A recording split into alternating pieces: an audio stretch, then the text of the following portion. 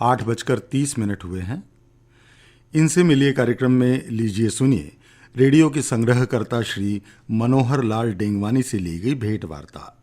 भेंट करता है दीपक हटवार।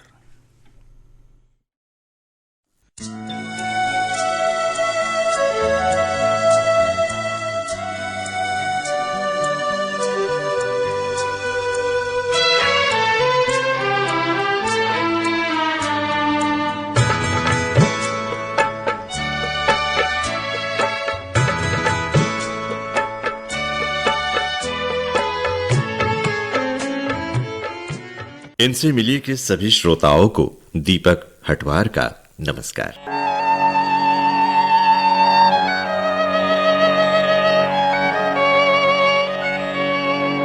श्रोताओं, इस धुन से भला कौन परिचित नहीं होगा। ये वही धुन है जो हमें हर रोज जगाती है, रेडियो के करीब लेकर आती है। ये वही धुन है जिसे सुनकर कई लोग बड़े हुए हैं। ये वही धुन है जिससे हमारे आकाशवाणी की पहचान है। और आज हम आपको इस कार्यक्रम में एक ऐसे व्यक्ति से मिलवाने जा रहे हैं जो इस धुन को सुनकर बड़े हुए हैं और आज रेडियो सुनने के शौक ने उन्हें मशहूर बना दिया। वे रेडियो के बहुत पुराने श्रोता होने के साथ साथ उनके पास रेडियो का एक विशाल संग्रह है। जी हाँ, आप हैं श्री मनोहर लाल डेंगवानी। तो मनोहर जी, इस कार्यक्रम में आपका बहुत बहुत स्वागत। जी नमस्कार, बहुत बहुत धन्यवाद। आप सभी का भी स्वागत है, आपका आभार।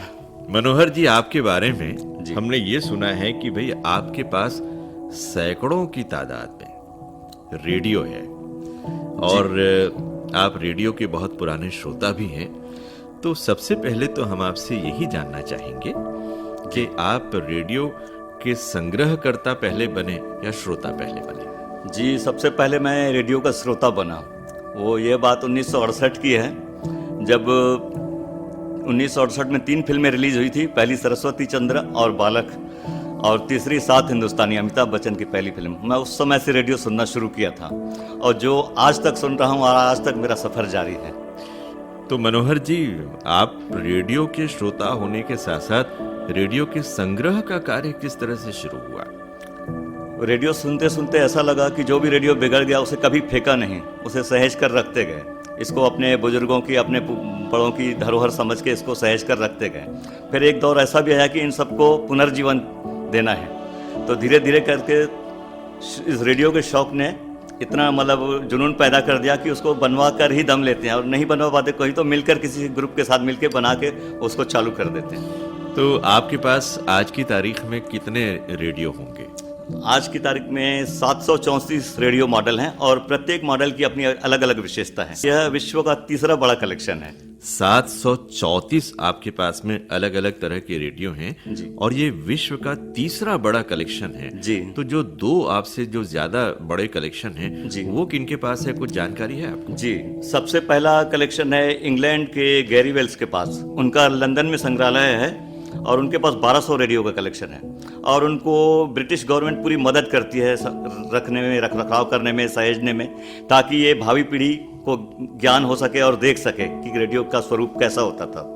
तो उनकी मदद से वो आज भी उस संग्रहालय को चला रहे हैं और उनकी उम्र इस समय 80 वर्ष की है और वो यही चाहते हैं कि यह धरोहर आगे भी बनी रहे। और दूसरे नंबर पर कौन है? दूसरे नंबर पे हमारे दिल्ली के हैं एक रेडियो प्रेमी अशोक अठवाल करके। उनके पास सबसे बड़ा कलेक्शन था, लेकिन उनके पास बंद कलेक्शन है। और तीसरे नंबर हमारा छत्तीसगढ़ का है। तो छत्तीसगढ़ का ये तीसरा नंबर है। तो मनोहर जी, अब हम पुराने उस दौर में वापस जाना चाहेंगे जी, जहां से आपने रेडियो का संग्रह शुरू किया। आपने बताया कि सन 68 से आप रेडियो सुन रहे हैं जी। तो उस जमाने में किस तरह का दौर था और क्या आमतौर पर लोगों के घरों में रेडियो पाए जाते थे, और उस वक्त आपकी उम्र क्या रही होगी? उस समय मेरी उम्र 7 वर्ष की थी। हमारे पिताजी सुबह 4 बजे उठ जाते थे और वो पौने 6 बजे का इंतजार करते थे।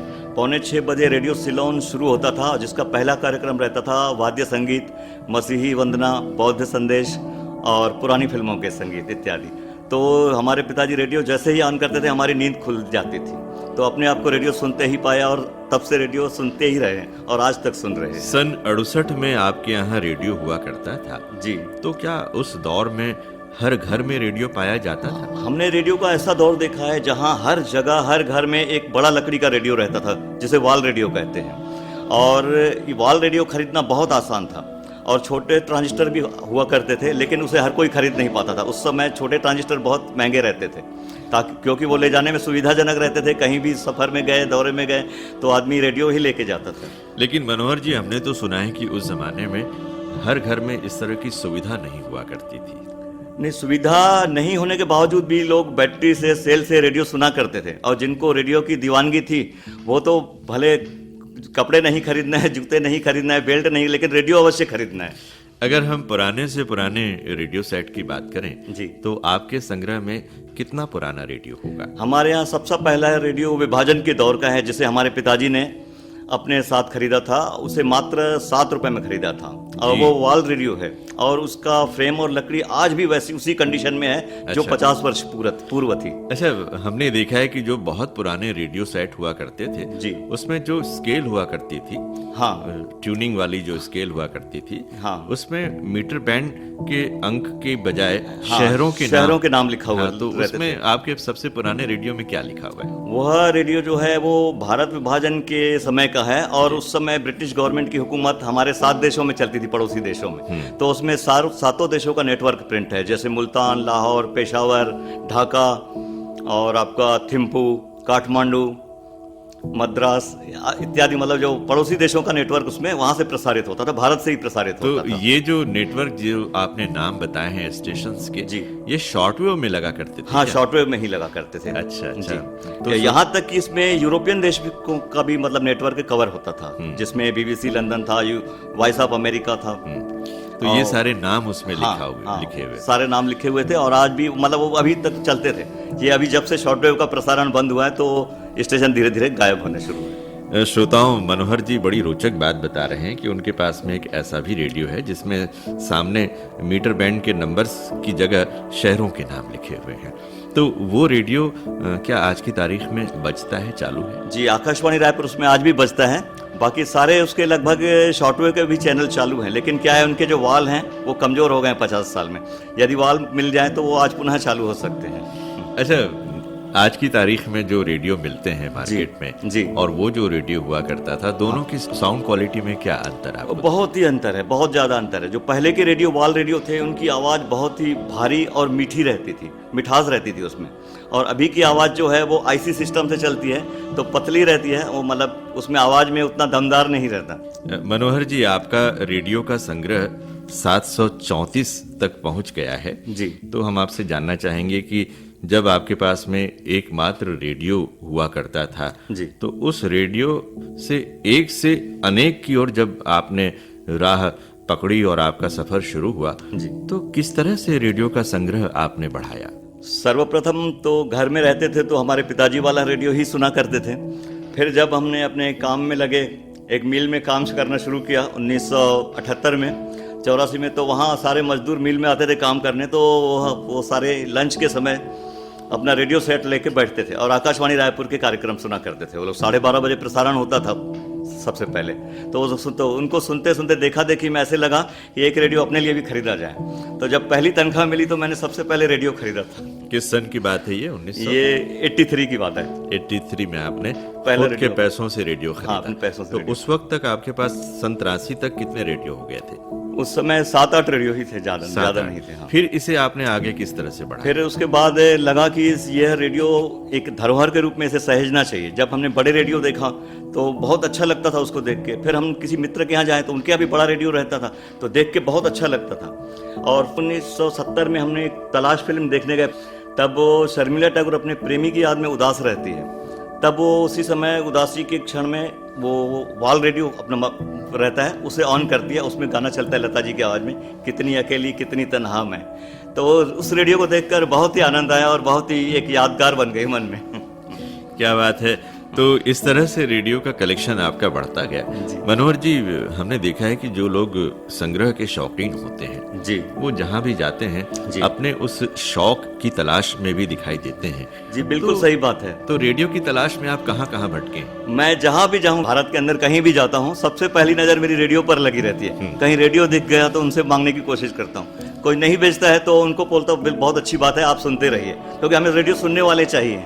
और कोई चाहता है नहीं हम तो इसका उपयोग ही नहीं करते, ले जाओ, तो उनको पैसा देके ले आते हैं। तो इस तरह से कहाँ कहाँ से आपने रेडियो लिए हैं? ऐसे हमें इलाहाबाद से रेडियो आया है, जिला पंचायत मंत्रालय से रेडियो मिला है, और गृह मंत्रालय के एक सचिव हैं, उन्होंने रेडियो भेंट किया है हमें। उन्होंने कहीं से मेरी न्यूज़ देखी रेडियो की, तो उन्होंने मुझे फ़ोन किया कि मैं आपसे मिलना चाहता हूँ। तो मैं हैरान रह गया उनकी बात सुन के कि मुझसे क्यों मिलना चाहते हैं। तब उन्होंने बताया कि हमारे यहाँ एक वॉल रेडियो पड़ा है और हमारे पिताजी की निशानी है, आज नहीं तो कल हमारे घर वाले इसको फेंक देंगे या कबाड़ी में, आपसे ज़्यादा सुरक्षित रेडियो को कोई नहीं रख सकता, इसे मैं आपको भेंट करना चाहता हूँ। तब वो एक बड़ी सी कार में उस रेडियो को लेकर हमारे यहाँ पहुँचे। हमने स्वागत किया, उनका आतिथ्य सत्कार किया और काफ़ी खुश होकर गए। बोले आज ये सुरक्षित जगह पहुँच गया, ये हमारे परिवार की धरोहर है, हमें बहुत खुशी है।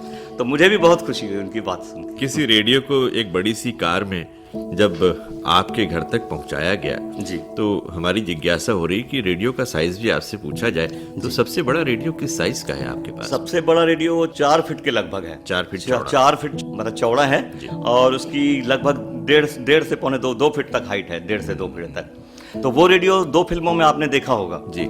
सबसे पहले फिल्म बात एक रात की में, जो वहीदा रहमान के घर में चला करता था, और दूसरा फिल्म मेरा साया में, जो सुनील दत्त के यहाँ चलता। अच्छा, तो वो रेडियो आपके फिल्मों के पर्दे में भी नजर जी आए। हाँ।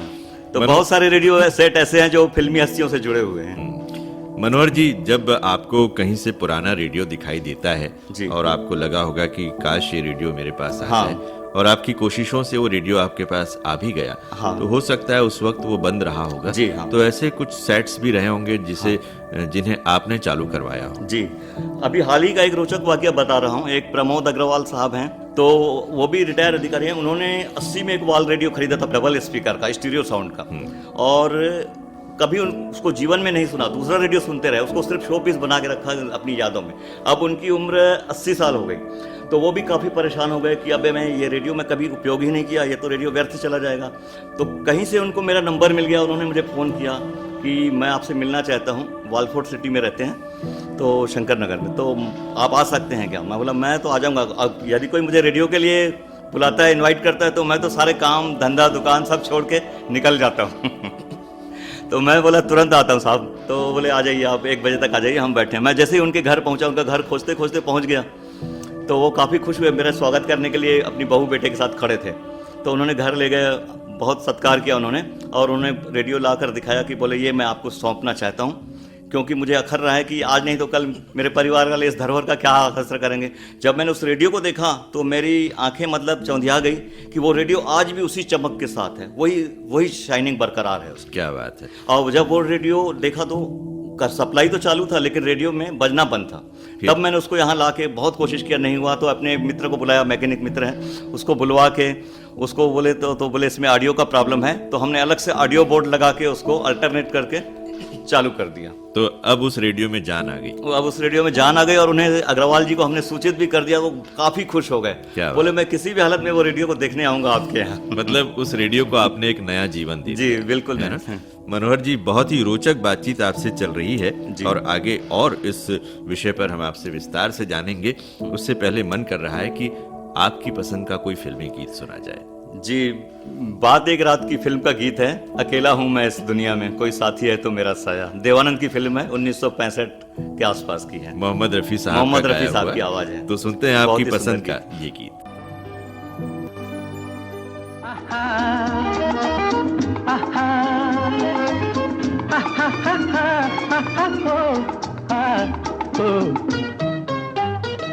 अकेला हूँ मैं इस दुनिया में, कोई साथी है तो मेरा साया। अकेला हूँ मैं इस दुनिया में, कोई साथी है तो मेरा साया। अकेला हूँ मैं।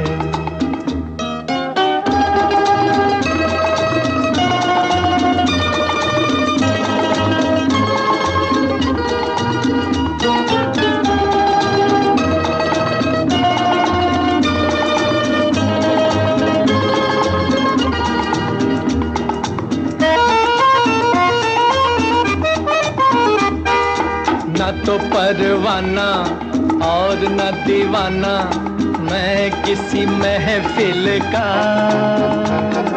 सुनी सुनी राहें थामती है बाहें गम किसे मंजिल का। न तो परवाना और न दीवाना मैं किसी महफिल का, सुनी सुनी राहें थामती है बाहें गम किसे मंजिल का।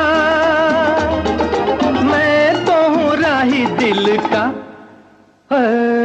साथी है तो मेरा साया, अकेला हूँ मैं इस दुनिया में। कोई साथी है तो मेरा साया, अकेला हूँ मैं। आ, आ, आ, आ,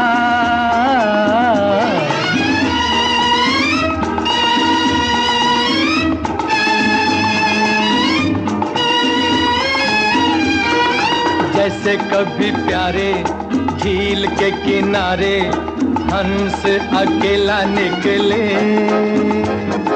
वैसे ही देखो जी ये मन मौजी मौजों के सीने पे चले। जैसे कभी प्यारे झील के किनारे हंस अकेला निकले, वैसे ही देखो जी ये मन मौजी मौजों के सीने पे चले। चांद सितारों के तले साथी है तो मेरा साया, अकेला हूँ मैं इस दुनिया में। कोई साथी है तो मेरा साया, अकेला हूँ मैं। श्रोताओं, हमारे साथ एक ऐसे व्यक्ति आज इस कार्यक्रम में हैं जो बिल्कुल अकेले नहीं है, बल्कि उनके साथ सैकड़ों की संख्या में रेडियो रहा करते हैं, जिनका नाम है मनोहर लाल डेंगवानी जी। और मनोहर जी, इस गीत से पहले आपने बताया कि पुराना रेडियो कहीं भी आपको दिखाई देता है तो उसे आप हासिल करने की कोशिश करते हैं। कई बार क्या होता है कि कोई चीज़ व्यक्ति को मिलती नहीं है और उसे उसके लिए खर्च भी करना पड़ता है जी। और शौकीन लोग जो हैं वो शौक के लिए खर्च की चिंता नहीं करते जी। तो किसी ऐसे रेडियो को प्राप्त करने के लिए हो सकता है आपको ज़्यादा भी उसकी कीमत चुकानी पड़ी हो, तो ऐसी कोई घटना आपको याद आ रही है? जी, मुझे रेडियो के प्रति बहुत ज़्यादा दीवानगी है। मैं जिस तरह अभी मैंने थोड़ी देर पहले आपको बताया कि कुछ लोग ऐसे होते हैं, भले कपड़े नहीं खरीदेंगे, जूते नहीं खरीदेंगे, लेकिन जो शौक़ है उसे ज़रूर पूरा करेंगे। तो वही स्थिति मेरी भी है। मैंने जब वो रेडियो देखा, वो 4 फीट वाला, तो मैं उनके पीछे लग गया कि सर ये रेडियो मुझे चाहिए। तो बोले अभी नहीं दूंगा, बाद में दूंगा। कई बार उन्होंने चक्कर लगवाया, तब मैं उनके पास पहुंच गया। आखिर उन्होंने कहा ये 15,500 का रेडियो है, अब आप कहाँ दे सकोगे, कितना दे सकते हो? मैं बोला सर मैं तो इतना नहीं दे पाऊंगा जी। मैं क्या है, कोई बेचता नहीं हूँ या वो दुकान नहीं है, मैं तो इसे सिर्फ शो पीस के तौर पर संग्रहालय में सजाना चाहता हूँ। तब बोले एक काम करो, आप 5,000 दे दो। मैं नहीं दे पाऊंगा सर। मैं जब वापस जाने लगा तो उनको लगा कि ये निराश होकर जा रहे हैं, तब उन्होंने इसको मात्र 1,500 रुपये में दे दिया। अच्छा, तो चलिए ये बोले चलिए ये हमारी धरोहर आपके यहाँ रहेगी करके यादगार। आपकी ये ख्वाहिश पूरी हुई उस रेडियो को प्राप्त करने की। मनोहर जी, हमने सुना है कि आप अपनी रेडियो की प्रदर्शनी भी समय समय पर लगाते हैं। जी हाँ, कई जगह लग चुकी है सर। कहाँ कहाँ लगा चुकी? ये जब भी रेडियो श्रोता दिवस का आयोजन होता है या विश्व रेडियो दिवस का आयोजन होता है तो उस समय प्रदर्शनी का आयोजन करते हैं। यह चेंबर भवन में हो चुकी है, वृंदावन हॉल में हो चुकी है, मॉल में लग चुकी है, और इसके अलावा अपना रेडियो संग्रहालय जो बना है अभी वहाँ लग चुकी है। रेडियो संग्रहालय के बारे में आप क्या बताना चाहेंगे हमारे श्रोताओं को? रेडियो संग्रहालय ऐसा है जहाँ भी लोग, जब भी लोग देखने के लिए समय मांगते हैं या फ़ोन करते हैं, आते हैं, तो समय लेकर वो पहुंचते हैं रायपुर देखने के लिए। जब वो हमारे रेडियो को संग्रहालय को देखते हैं तो कई लोग देखते रह जाते हैं, कई लोग भावुक हो जाते हैं और कई लोग खामोश हो जाते हैं और कई लोगों की आंखों में आंसू आ जाते हैं। ऐसा ही एक वाकया है, प्रो स्पंज आयरन कंपनी के मैनेजर हैं भारद्वाज जी, तो उनकी मैसेज आई थी तो रेडियो देखने के लिए। तब उन्होंने जब रेडियो देखा तो देखते देखते उनकी आंखें भर गई। मैंने कहा मैडम क्या हुआ?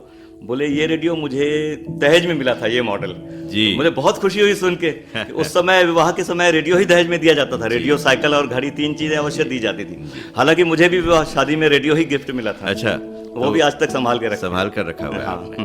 तो मनोहर जी, ये जो संग्रहालय है ये आपने कहाँ पर बना कर रखा हुआ है? ये हमारे घर के ही ऊपर एक रूम बनाए हैं, एक बड़ा सा रूम बनाए हैं 200 स्क्वायर फीट का लगभग, उसमें सजा के रखे हैं। मनोहर जी, आपके पास 700 से भी ज्यादा प्रकार के अलग अलग मॉडल के रेडियो हैं जी। ट्रांजिस्टर भी आपके पास हो जी हाँ। तो जब हमने सबसे बड़े रेडियो के बारे में पूछा तो आपने बताया कि करीब 4 फीट चौड़ा आपके पास रेडियो जी है। हाँ। सबसे छोटे रेडियो की अगर हम बात करना चाहें जी हाँ। तो उसके बारे में आप क्या बताना? वो सबसे छोटा जो रेडियो जो है वो जापान की कंपनी का है और वो 3 इंच की साइज है उसकी मात्र। अच्छा। हाँ, 3 इंच चौड़ाई है और 4 इंच लंबाई है उसकी।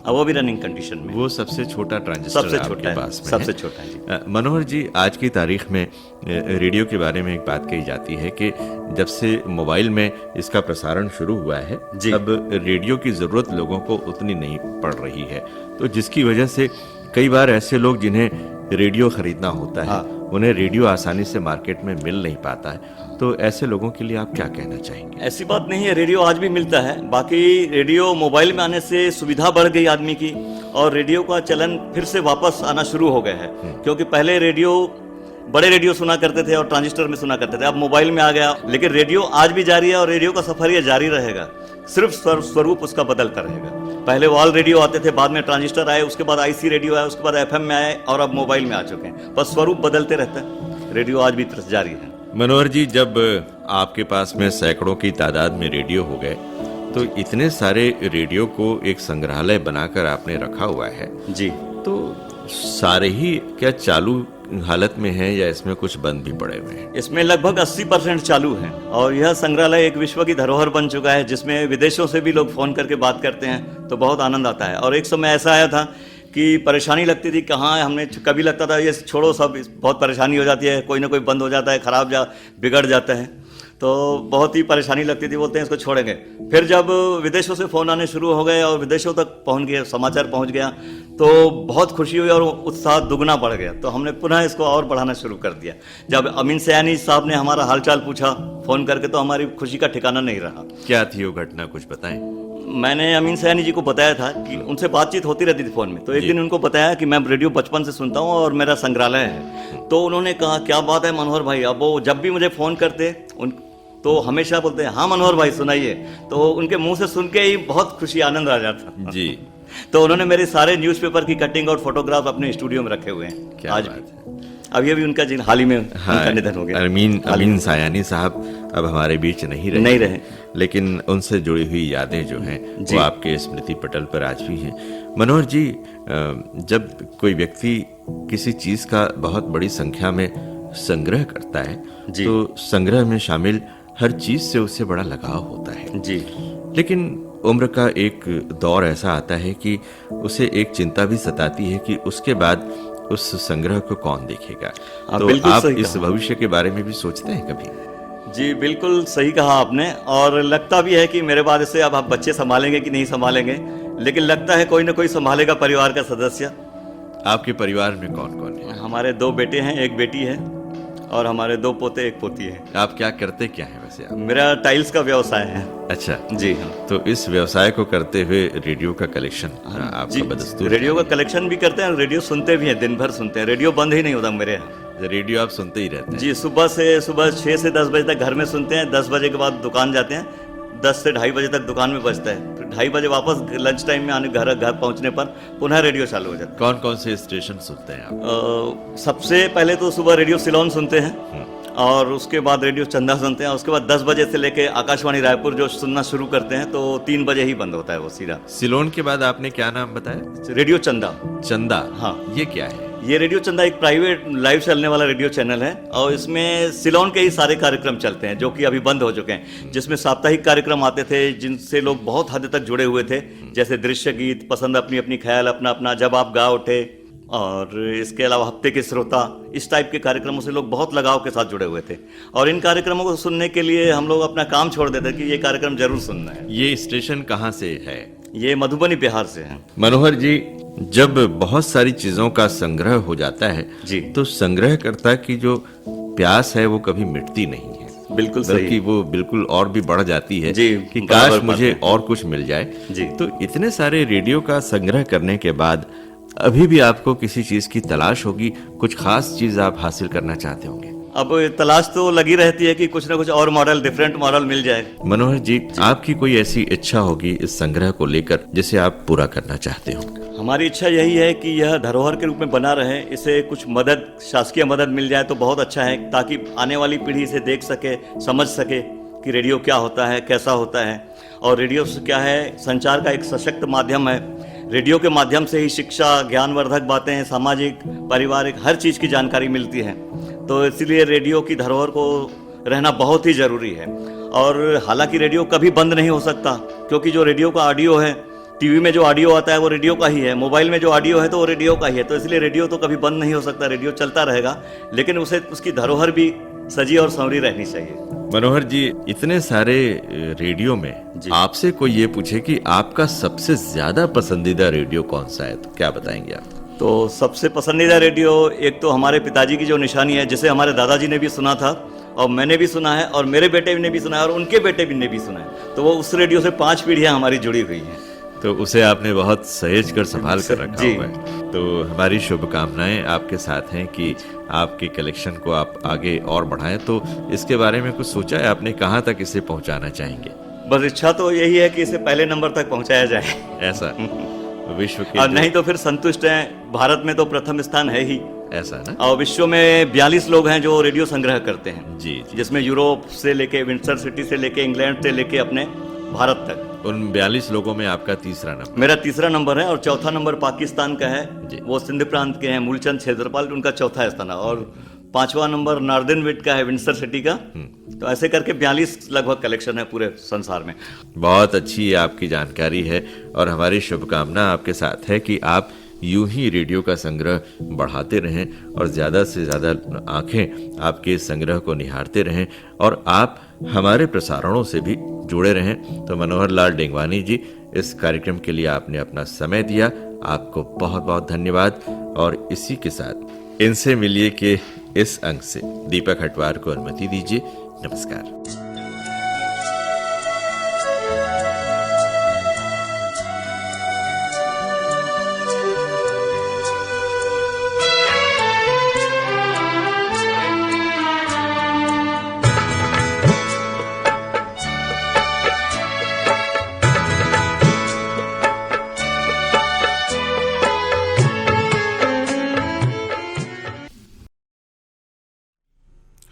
इनसे मिलिए इस कार्यक्रम में अभी आप सुन रहे थे रेडियो के संग्रहकर्ता श्री मनोहर लाल डेंगवानी से ली गई भेंट वार्ता। भेंटकर्ता थे दीपक हटवार। आकाशवाणी का ये रायपुर केंद्र है।